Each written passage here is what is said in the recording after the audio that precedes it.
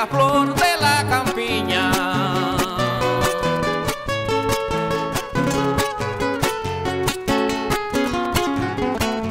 A las 12 mediodía llegamos al hospital. Su mamá ya estaba mal, la presión se le subía.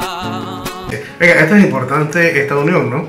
Porque como en todo negocio se abusaba también de los cantores y de los músicos, ¿no? Que participaban en las cantaderas. Muchos cuentos tenebrosos, ¿no? Sí, hay cuentos tenebrosos también, pero esto hay que tener en cuenta, Dumas, que hay normas jurídicas que protegen a los artistas. El Código del Trabajo, del que viene de 1972, tiene el capítulo que se refiere a los artistas. La Ley 10 de 1974, que protege a los artistas nacionales, y me refiero a todos los géneros. Sin embargo, el grupo de cantores, decimistas, guitarreros, yo estaría casi 100% seguro que en su mayoría desconocen de la existencia de esas normas jurídicas. Entonces, la idea de organizarse es que aprovechemos esas normas que están allí, que datan de mucho tiempo, que incluso dan la posibilidad de establecer políticas de alianza a los efectos de proyectos de beneficio para los cantores, para este grupo, para la organización, y las proyecciones ahora, sobre todo desde el Ministerio de la Cultura, que nos miren como artistas, como profesionales de la décima, y ya no como el campesino que se ponía un sombrero y soltaba una saloma, y en su momento era hasta ese objeto de burla. La décima llega aquí con los españoles, es un género literario que ha prevalecido por más de 500 años, desde su creación por Vicente Espinel, y que ha servido de mensaje cultural, de mensaje educativo y de conciencia. Recordemos cuando estaba la lucha generacional por la plena soberanía, las décimas de Champmarín. Exacto. Las décimas de Champmarín, cantadas por Pille Collado, Toñito Vargas, versos de soberanía, entre otros, ¿no? Quiero sembrar un maíz, recuerdo, en el Cerro Ancón.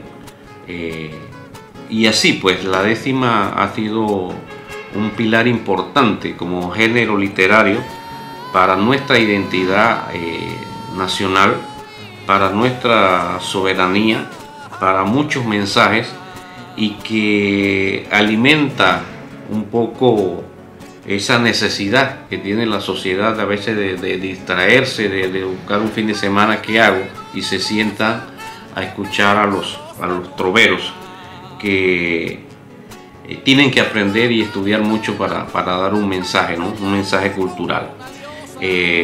Pero que también aprovechamos para hacer quizás un llamado a los colegas todos a seguir perfeccionando la décima, a seguirla mejorando para que siga gustando a la población de todos los extractos sociales, porque la décima, como te decía, es un género literario que ha prevalecido y seguramente prevalecerá y estará en el corazón con el estilo nuestro, porque la décima se canta en diferentes países, se escribe en diferentes países, en Cuba, en México, en Colombia, en Venezuela, en Argentina. Incluso hay organizaciones a nivel internacional que hacen encuentros de decimeros. Todavía no lo hemos hecho nosotros acá, ahora que está el Ministerio de Cultura, aspiremos que sucede. Se ha hecho, sí, el 16 de junio, que es el Día Nacional del Cantor y el Poeta de la décima panameña, pero desde un punto de vista comercial. Debe ser como una política de Estado para impulsarla, igualmente impulsarla desde los colegios como una asignatura, y como te decía anteriormente, desde las políticas de alianza, con el aporte de los que tienen la experiencia en la escritura, en el canto, y llevarla a las escuelas, porque la mayoría de los que cantan, escribimos o desarrollamos la décima ha sido de manera empírica, no por un enfoque como política de Estado, política del Ministerio de Educación, no. Entonces pienso que quedan tareas, muchas tareas. Pero coméntenos, ¿cuándo fue la primera vez que usted se presentó en una tarima? Bueno, te voy a decir que tenía como 20 años. Había una actividad. ¿Dónde fue? En el jardín, el cruce de Santa Rita, en La Chorrera. Cantaba Toñito Vargas y Charito Barría. Y yo llegué por allí, entonces me atreví a decirle permítame cantar una décima. Pues entonces yo andaba con unos compañeros y formaron una bulla ahí cuando yo canté una décima, pero no se me olvida que fue la primera vez que subieron a un escenario. No es fácil, le tiemblan las manos, uno le tiemblan los pies, uno no tiene la experiencia, se reseca la garganta, pero bueno, uno lo hace y de ahí ya comienza el asunto, ¿no? Pero usted ya le escribía, como me había contado, décimas a otros cantores, ¿no? Sí, pero quizás a más bajo nivel, ¿no? Ajá. Sí, pero de allí ya uno se entusiasma y ya sigue escribiendo y gran satisfacción en esa época, porque hay que aceptarlo, también habían limitaciones muy grandes, sin vehículo. En esa época no había celular, lo que había era un radiecito pequeño. Y conectarse uno con una emisora y escuchar que un cantor de estos que estaba en estos grandes escenarios, quizá uno de los más importantes en su época, Orgullo de Azuero, Cosita Buena, escuchar una décima que era de uno, era de gran satisfacción, y aceptar o reconocer que el hecho de que un cantor, porque no era cualquiera que llegaba a esos escenarios, cantara una décima hecha por uno, eso la verdad que era algo grande. Era algo grande, ¿no? Venga, entonces, y ese día fue gratis, ¿no? Ese día gratis, y después uno comenzaba por allí. En esa época tocaba un Mianis Escala en el área de La Chorrera, el Puma de la Sabana, hoy retirado. Muchas veces los conjuntos pequeños o medianos también tomaban hacían las actividades por la cuota, es decir, le daban 50, le daban 100 y de ahí venía la cuota era para ellos y hacían algunos arreglos, ¿no? Entonces, a veces como para calentar el baile, para que el baile no entrara en frío, hacían cantaderas. Yo recuerdo que las primeritas por ahí, hey, tengo $10, tengo $20, consigue este otro y conseguimos un guitarrero. A veces había un paquetito de 50 para dividir. ¿Cuánto fue el primer pago? Creo que $10. ¿$10? ¿Pero para usted solo o para...? No, para mí solo. $10 fue la primera después que cantó. 20, después 30, 50, 100 y bueno, ya por ahí va el asunto. No estamos cantando todos los fines de semana, lo hacemos de vez en cuando, tenemos presentaciones, pero bueno, que son más que todo para mantenerse en el ambiente y la satisfacción personal y los aportes a la cultura. ¿Qué tema más le gusta así cantar? ¿Sobre qué tema? Dependiendo de la coyuntura, como te decía antes, a veces hay efervescencias políticas, uno canta a la política, a veces si uno está en un escenario donde sabe que hay mucha gente que tiene vivencias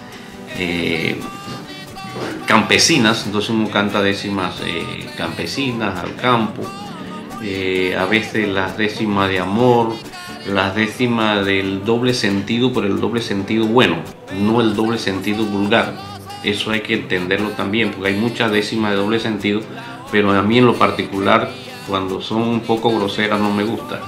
La décima de doble sentido, pero que sea risible, que sea motivo de gracia, pero sin que caiga en la vulgaridad, ¿no? ¿Ha cantado en todo Panamá? ¿Qué lugares ha visitado? Bueno, uno a lo largo de esto, la verdad es que sí, desde Chiriquí, Veragua, Coclé, Los Santos, La Chorrera, Panamá, Boca no. Y nos comentaba que en cuestiones de trabajo visitó varios países. ¿En alguno de estos países usted tuvo alguna oportunidad de cantar? Por lo menos enseñarle a esa gente parte de la cultura panameña. Bueno, sí, en Chile, en Santiago, estábamos en un restaurante y llegó alguien con una guitarra, pero cantando su balada, su cuestión ahí, y alguien dice, hey, nadie canta, digo, bueno, dame acá la guitarra, y todo el mundo se quedó, que nadie comprendía lo que era un gallino lamento. El asunto es que yo canté una décima ahí, la gente aplaudió, y bueno, esa era nuestra cultura, ¿no? Me imagino que ellos dirán, hey, ¿esto qué es? ¿No? Algunos de ellos pensarán. No, por la composición de la décima la conoce mucha gente. Okay. Quizá el estilo, el tono no era familiar al oído, ¿no? Pero lo que es la composición artística, sí. Oiga, ¿qué momento así recuerda usted de una presentación suya que ha estado, como quien dice, no digamos en aprieto, ¿no? Pero que hace una situación que usted se ha reído de lo que ha ocurrido? Bueno, pasa mucho. Yo recuerdo que en una oportunidad, hace muchísimos años, estaba Lili Samaniego y Prudencio Ramos en la Feria de la Chorrera. Y por A o B, no voy a entrar en detalle, Prudencio se alejó de la tarima y Lili Samaniego dice que, hey, véngate muchacho que está por allí para que termine la cantadera.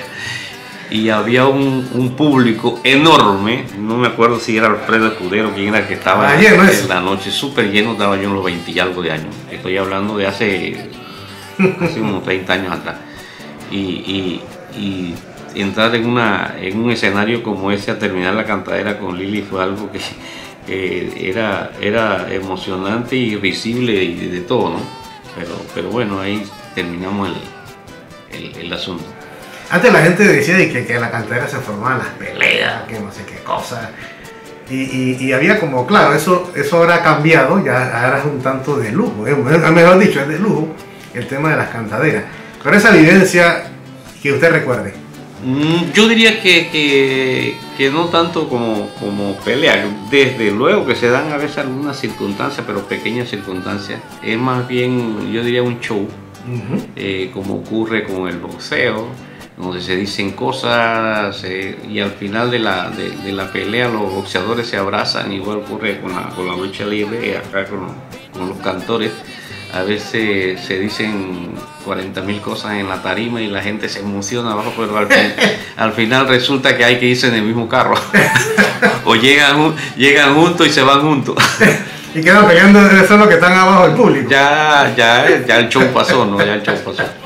Oiga, expectativas que tiene Pedro Frías ahora que ya está pasando la pandemia. Bueno, las expectativas son varias. Tendría varios enfoques. Del enfoque primero que el país se recupere en su economía, que la gente pueda tener trabajo, pueda tener el acceso a la educación, a la salud y una serie de situaciones que esta pandemia nos ha llevado a todos.